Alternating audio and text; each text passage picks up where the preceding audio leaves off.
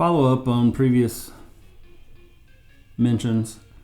There is previously on previous mentions. Supposedly a 10,000% rise in alpha-gal, the meat allergy, after being bit by the tick that carries the disease. Jesus Christ, that's okay. So 10,000%. Uh-huh. That's huge. The FBI has to, quote, figure out if there are any illegal bioterror-related activities resulting in this 10,000% rise in alpha-gal. Is that what it's called, alpha-gal? Alpha-gal syndrome. I seriously thought we were going in an AI direction when you mentioned that. Like, there's AI girlfriends, alpha-gal 2000, alpha-gal AI. Daryl Sheets update.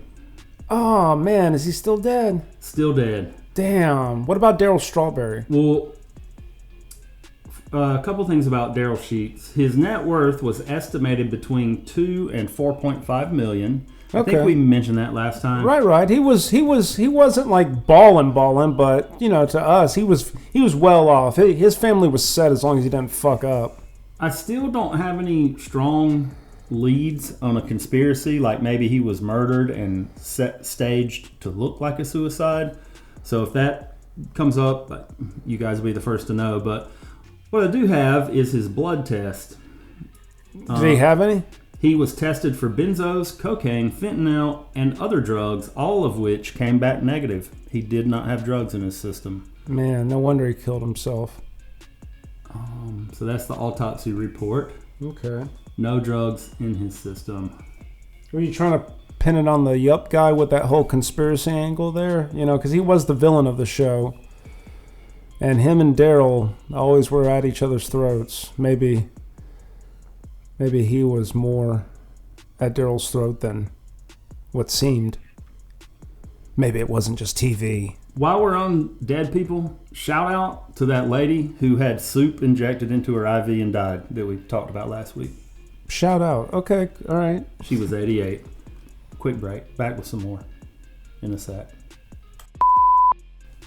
Now here's Rob with something that's apolitical. Whatever happened to the Doge checks, tariff checks, the Greenland hospital boat, 10% APR on credit cards, my meds being 1,500% cheaper, $2 gas, the Epstein files, reopening the Strait of Hormuz that was already open, cheaper groceries, ending wars in 24 hours, and the privately funded ballroom. Todd has no. I thought that was rhetorical. We were supposed to think to ourselves on it. But you were asking me. No, I didn't really need anything. I was just kind of pointing out some stuff. Oh yeah. Can I be honest with you? It tracks to the people who've done business with Donald Trump in real estate and shit. This tracks. I feel people fell in love with a persona, which he knew and which he himself loved, and I think that's it. I think it's just a paper-thin persona. Some would say that Israel happened. I wasn't going to make any comments. Yeah, but the Epstein files, you could say, segued into causing the Strait of Hormuz being blocked in the first place. That. Quote from Dan Bilzerian, who is now... Who? He was the guy that used to just party all the time and had 50 chicks on his yacht all the time. He has a yacht? His dad's money. Oh, really? What does his dad do? But now he says forget about all that. He's kind of trying to be political. His quote is, if I were U.S. president, the first thing I would do is declare war on Israel. He's one of the people that would say Israel happened. I don't know if I'd declare war on Israel, but anyway, we may be combining armies with them. It's been floated as an official. I would look at him like this way. I would look at him like any other Middle Eastern country we're 50-50 on. Because they're just in it for themselves. Back with more in a minute. Okay, Okay. It's been a while. Let's do a little movie chat. What? I wanted to see Pressure, the D-Day movie. Yeah. But I didn't get around to it. Brendan Fraser's in that, isn't he? He is. To be fair, it was only playing at 2 theaters. Yeah. Quote, locally. It's kind of an indie release. I was going to drive 35 minutes to see it. Yeah. But they would have had good reclining seats at the Amstar. Those are better than the other local. You know, I want to go to a theater that's got recliners. hammocks. That's Hammocks? me. Hammocks, yeah. Yeah, with the hammock option. Not a theater full of hammocks, but maybe like a row or two of hammocks. A terrace. Yeah, or a balcony of hammocks. I wouldn't mind opening one of those sports bars with a huge screen, like curved dome-like screen. Right. They use proprietary video feeds, though, unfortunately. And you know how the NFL doesn't want you to show a game without express written consent? They have mentioned that once or twice. You get into that type of stuff, but if I had one of those places for sporting events, I would have varied seating and potentially hammocks. Not very many. But an option. It would be an option. It would be an option for a group of 4. Like you would have a table where you could order food. You would have regular stadium seating where you could sit. Like just Yeah, like a little box built up and then seats, stadium. So, yeah, no, I get what you're saying. yeah, Anyway, what's this have to do with movies? and maybe some VIP box seats. Well, you brought up the hammocks. Oh, yeah. So- Yeah. Anyway, What, theater with hammocks would be great. what's going on in movies in your world? And by the way, if people don't remember, Todd does some writing. For I do. Hollywood. I sling some word. I sling a little word. That's what we call it on the street, the Hollywood streets, Skid Row mostly. He was a ghostwriter for a HBO show that had a good run until Sony bought them out. Is that right? You got the details wrong, but the gist of the story's right. The corporate buyout, then the slash and burn. Anyway, Todd's been kind of impressed that this week's box office was ruled by indie films. Beating out the big Star Wars film, the big Star Wars movie in the better part of a decade since the disappointment of The Rise of Skywalker, which from what I hear, like The Mandalorian and Grogu's, like, you know, fans like it. It does its service. It does what it's supposed to do, but a lot of movie going is now shifting to like these original ideas, this original IP. And what makes this especially unique is these filmmakers are exceptionally young and quote-unquote inexperienced and uneducated, unformally educated, that is, but they've lived on YouTube and became kind of like the prize winners from the YouTube algorithm. It blows my mind that Backrooms was basically a high school YouTube series, like little independent thing, and it gained 61 million views. At least that's the statistic I read. On YouTube? Yeah. Okay. That's what made A24 pay attention to this dude. Eventually, that's what led to a contract.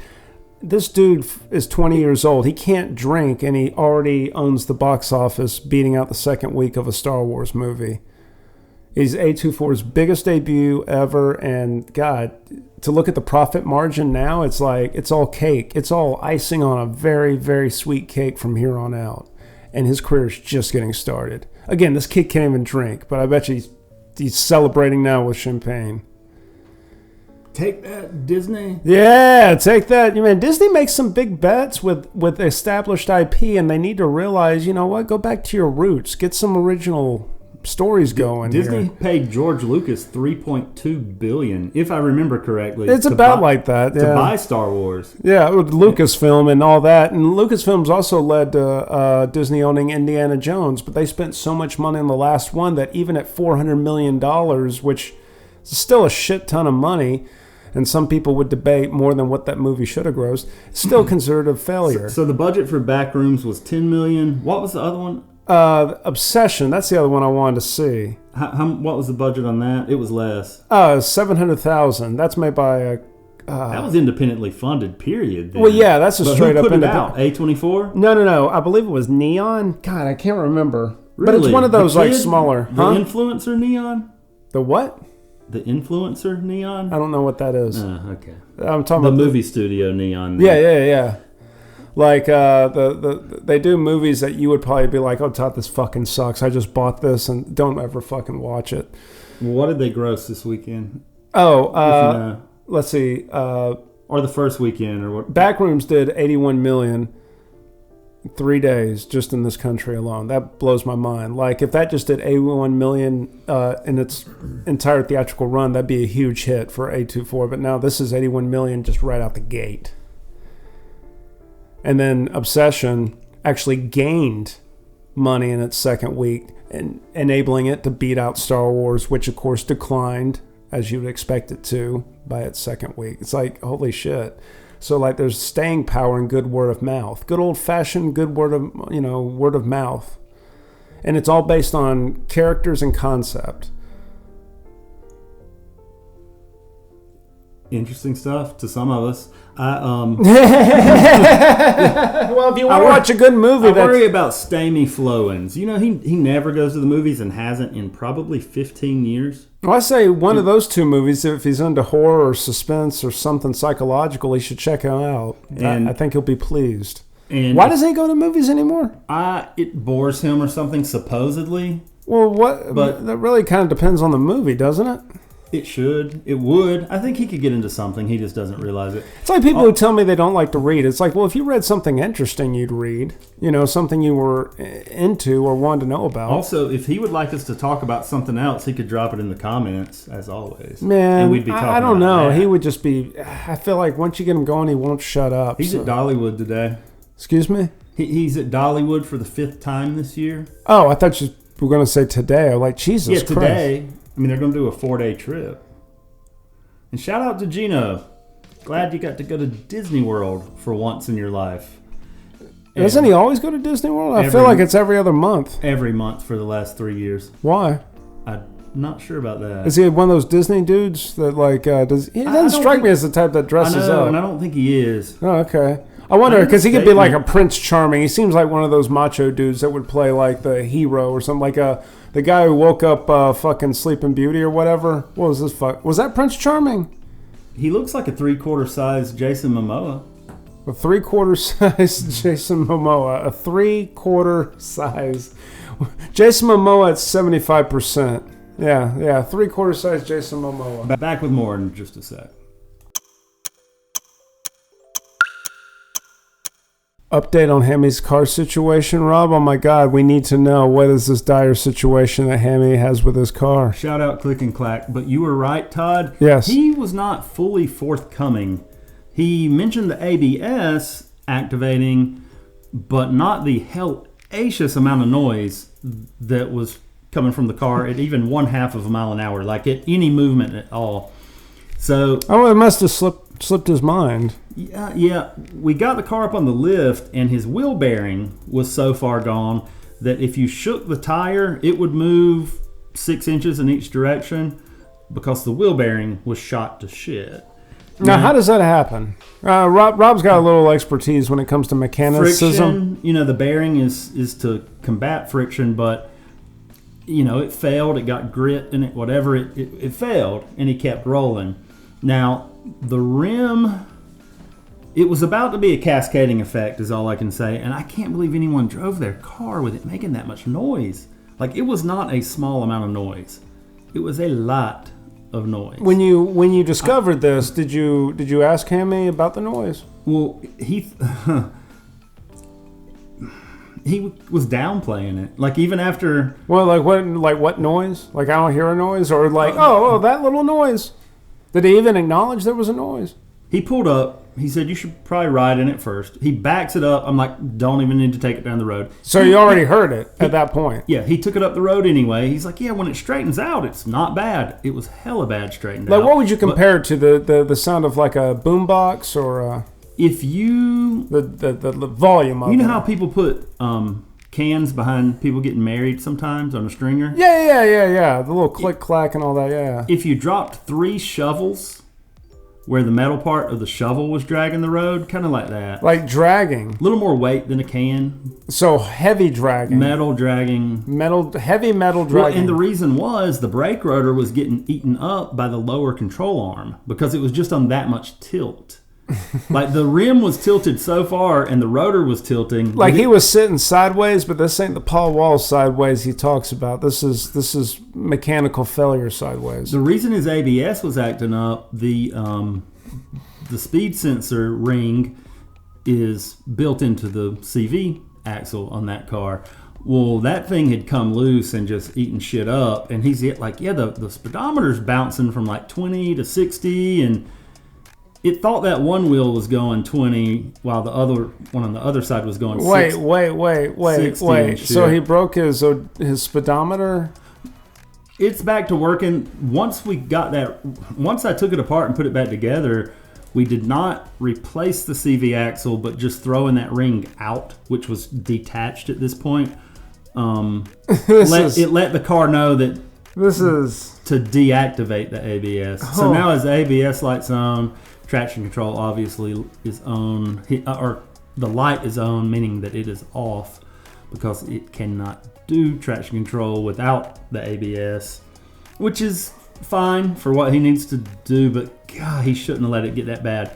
Now, how long do you have to ride like that for it to be as bad as what he brought it in as? It could probably happen within a week, but I think with him it was more like a month. Like he saw this coming. But I think one more week the wheel would have flown off. If not one more day. One more day. So it was like on a trapdoor situation. It was loose. It was the CV axle itself was kind of holding it in, or maybe the brake pads and caliper were kind of holding it. But like it was, he could have, the wheel could have come off on the way home, and that's the update. Holy shit! So what are you doing to it? Like, are you fixing it or? Like we need a little closure to this. You diagnosed the patient. Now, what do you plan on doing, doctor? Well, I replaced the wheel bearing, and on that car, there's not a purchasable hub because of the way it is pressed into the steering knuckle. It's pressed in two different directions, and you're talking about a Hyundai, the proprietary bastards. Fuck that thing. But I got it pressed out and back in. I had to build a jig and stuff to get it pressed out because it was kind of funky. Anyway, it's up and rolling. He has no ABS. He's got to come back real soon for rotors and pads because those are gone. But the immediate danger was to get the wheel bearing swapped out. So that's the update. I was just giving everyone an update. No, that's cool. It's cool. I had mentioned he. I mentioned he'd called me earlier this week, and ABS is acting up under light braking. One of his wheels is probably slipping more. Well, yeah, in a way, but it was, goddamn, it was. Yeah. It's like you got DMX under that car. Like, man, you're slipping, you're falling, your rotors are fucked. You're slipping, it's falling, your rotors are fucked. You pretty much told me it's going to be worse than you think. Just wait and see. And that's the only reason I'm doing an update, because you were right. You were completely right. I don't know. I just feel like there's more to the story sometimes than what, I don't know. You realize this is hammy. Like, it's going to be really bad. Yeah, it's going to be full of pork. It's always full of pork. But yeah, well, I hope everything winds out okay with him. Is he still dashing and stuff? And that's the other thing. That's his livelihood. And I was like, bro, this is your livelihood. Like, you have to take care of this. More than that. Like, you have to at least... Well, I don't know. To me, it's just an opportunity for supplemental. But, depending on the business around there, maybe it's more lucrative than working a regular job. For him, it is. He's got it pretty figured out. And I'll give him props. I think he's one of the best dashers probably that there is. Yeah. Well, he always loves driving. Well, whatever it is, I've seen a couple people online saying, hey, I could not make any money.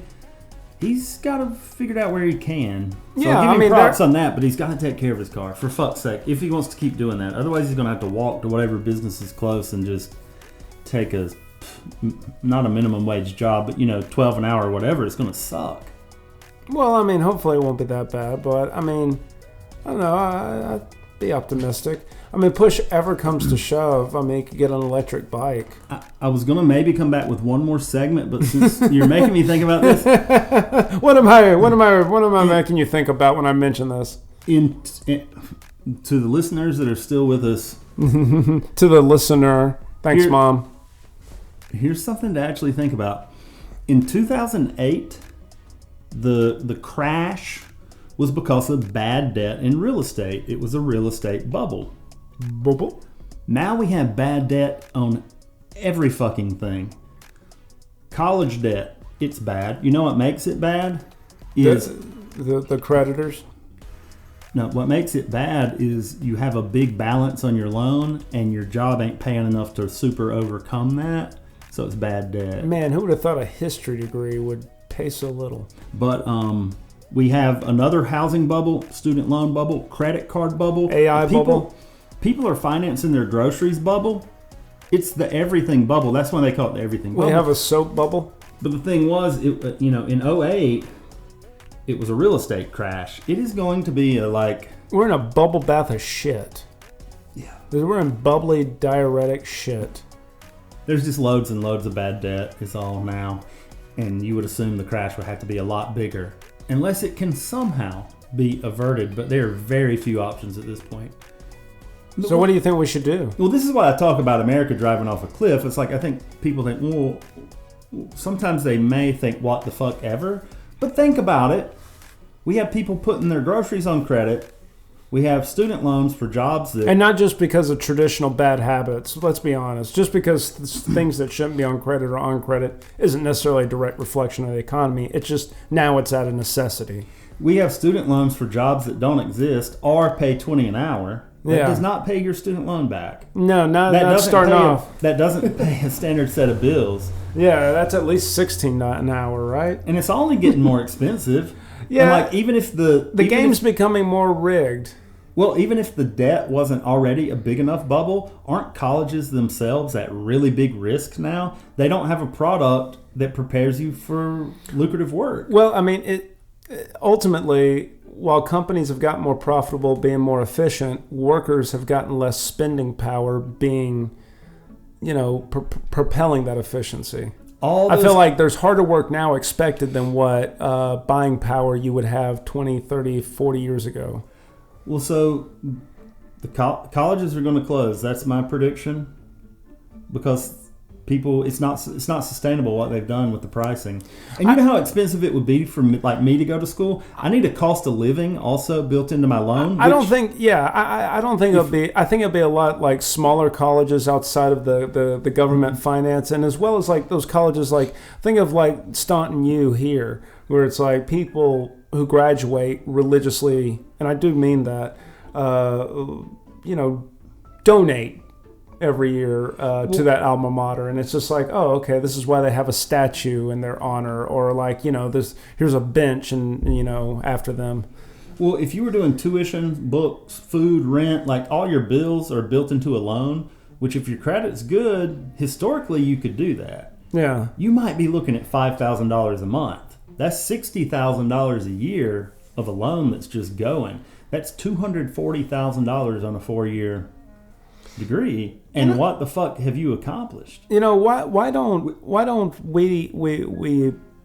don't colleges get their tuition money based on the performance of their students post grad? What I mean by that is that why don't they work like an agent? Like, we'll train up this student, this worker, this potential whatever young professional to go whatever field they're going in, get the degree, and then through some stipulation through the loan, it'd be like 10% of your gross pay or something like that. It's almost like we're investing in you, so like we can get in the long term payback what in essence would be student loans, rather than slapping a arbitrary $75,000 bill on someone who just has a philosophy degree. Because I'll be honest with you, I think they'll get a lot of those bullshit degrees out of a lot of curriculums, because there's only so much you can do with a certain amount of degrees unless you just want to go into it for interest. Going into like history or anything like that for any real money, unless you want to teach it, I mean, it ain't there, not to my knowledge. I also wanted to throw vehicles into the everything bubble. Bad debt on Oh, wow, yeah. The vehicles, I forgot about that. A lot of people winding up upside down in their loans. They're keeping their cars a lot longer. And that's impending doom. Well, I mean, that's the news, I guess. There's some good news, though. Yeah, what's that? I think it was France invented they introduced an artificial heart that can never stop beating. Well, that's good news. Yeah, I mean, I think that's kind of neat. But yeah, such a big deal was made over the 08 crisis. Boy, do we have one on our hands now. Well, I mean, like we did then, we'll cut corners to get through it one way or another. And ultimately, it's just going to wind up people who depend on cash for their livelihood are going to do a lot worse than the people who have assets for their livelihood. Assets always do better against cash, especially in recessions or tough times. And that's Staunton City Limits. If you have a question, comment, or statement, put it right under Stamy Flowen's comment about what he wants us to talk about. Or if you have a question, how about you just write old school? Put your name and address on an envelope and write to Staunton City Limits, CC Robin Todd at Staunton City Limits, Staunton, undisclosed state, 296, undisclosed zip code digits.